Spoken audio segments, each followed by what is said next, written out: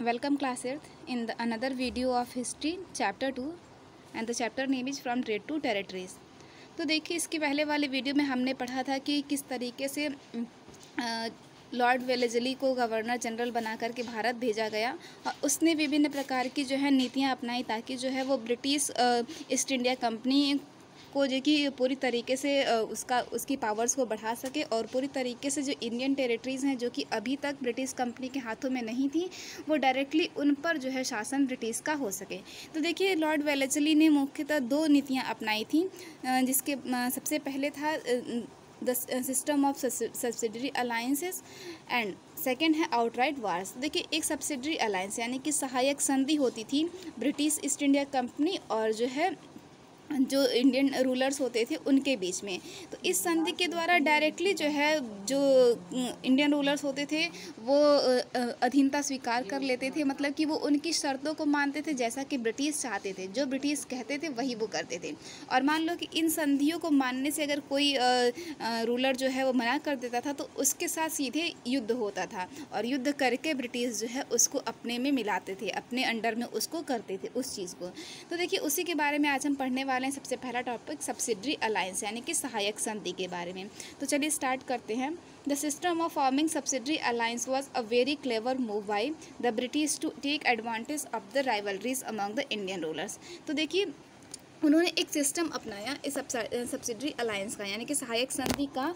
तो देखिए इसमें क्या था कि इंडियन रूलर्स ब्रिटिश को ये पता था कि इंडियन रूलर्स जो हैं वो आपस में ही वो जो कि युद्ध किया करते थे अपने पावर्स को बढ़ाने के लिए। तो उन्होंने इसी का एडवांटेज उठाया और उन्होंने ब्रिटिश के जो कि जितने जो राइवलरीज इंडियन रूलर्स थे उनके जो कि साथ उन्होंने सहायक संधियाँ की, यानी कि हम जो है आपको जितने भी इंटरनल रिबिलियंस होंगे उनसे आपको बचाएंगे, ऐसा इस संधि में कहा गया था।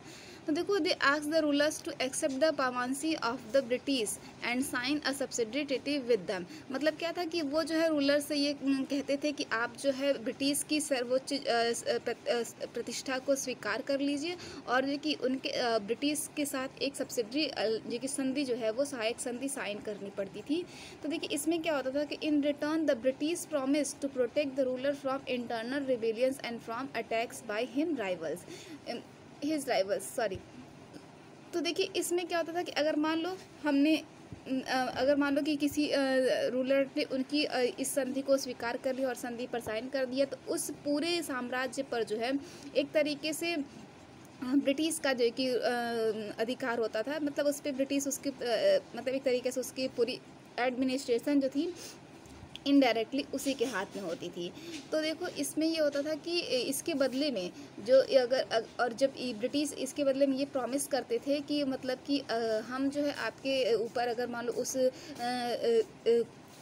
रूलर के ऊपर किसी भी दूसरे साम्राज्य का अगर अटैक हुआ तो उनसे वो उसकी रक्षा करेंगे और जो है उसके विरोधियों से उसको बचाएंगे।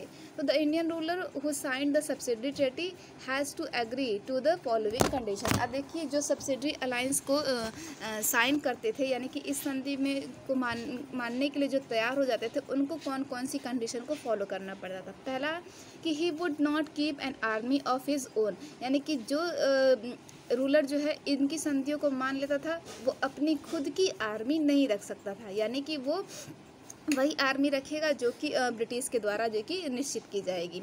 He would keep a British army which was supposedly for his protection and पे फॉर इट्स मेंटेनेंस। तो देखिए वो जो रूलर होता था वो ब्रिटिश आर्मी ही रख सकता था, ठीक है, और ऐसा माना जाता था कि वो जो आर्मी होती थी वो उनके प्रोटेक्शन के लिए होती थी, ऐसा सिर्फ और सिर्फ कहने के लिए था।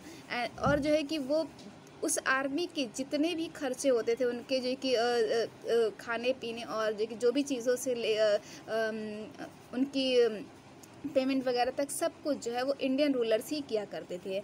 The rulers could also get parts of his territory to the British instead of maintaining the British army. तो देखिए एक तरीके से कह सकते हैं कि उस टेरिटरीज़ में जो ब्रिटिश आर्मी होती थी उसको पूरी तरीके से मेंटेन करने का कार्य जो होता था वो इंडियन रूलर्स का ही होता था। He would third point, he would to take the permission from the British before entering into an alliance with another ruler or declaring war against another kingdom। और इसके साथ साथ इस संधि में ये भी कहा गया था कि अगर कोई इंडियन रूलर जो है वो किसी मान लो कि किसी दूसरी संधि को किसी के साथ कोई संधि करने जा रहा है तो सबसे पहले वो ब्रिटिश को इसके बारे में इन्फॉर्म करेगा। और अगर मान लो वो किसी के खिलाफ, किसी दूसरे किंगडम के खिलाफ जो है वो युद्ध लड़ने जा रहा है तो उसके बारे में भी वो ब्रिटिश को इन्फॉर्म करेगा। बिना ब्रिटिश को इन्फॉर्म किए वो ऐसा कोई कार्य या ऐसी कोई युद्ध या संधि नहीं कर सकता है। फोर्थ पॉइंट है, a British officer called the resident would be stationed at the ruler's court. Also no official of any other European power would be allowed in the court। तो देखिए एक ब्रिटिश ऑफिसर जो है उस ruler के, Indian ruler के जो कि कोर्ट में एक रेसिडेंट जो कि रखा जाता था, यानी तो जिसको जो कि वो पूरे उनके इंटरनल मैटर्स को वो देखता था, क्या वो लोग क्या इंडियन रूलर्स कर रहे हैं, क्या जो कि वो निर्णय ले रहे हैं, ये सब कुछ देखता था। और इसके अलावा उनके ऑफिशियल्स में इंडियन रूलर्स की कोर्ट में कोई अदर यूरोपियन पावर जो है वो उस कोर्ट में अलाउ नहीं थी, मतलब कि उसके अलावा कोई और जो है कि दरबारी विदेशी जो है कि वहाँ पर नहीं आ सकता था उनके दरबार में। तो ये सारी चीज़ें थी मोस्टली इस संधि के द्वारा कही गई थी।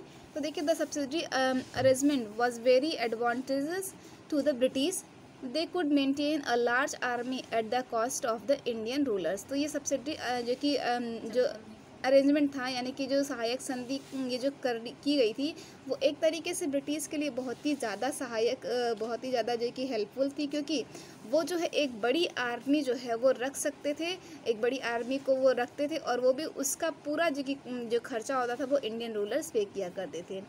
दे indirectly control the defence and foreign affairs of the protected ally and could overthrow the rulers and annex his territories whenever they wish to.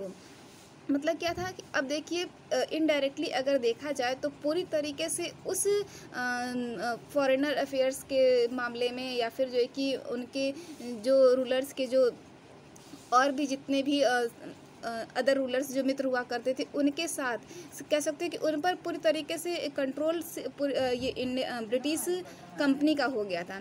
क्योंकि देखिए, क्योंकि वो जो है उनके इंटरनल मामलों में भी वो जो कि हस्तक्षेप किया करते थे और वो किसी प्रकार की कोई युद्ध या संधियां किसी और से नहीं कर सकते थे। तो इस तरीके से इनडायरेक्टली जो है पूरी तरीके से कंट्रोल जो है ब्रिटिश का इंडियन रूलर्स पे हो जाता था।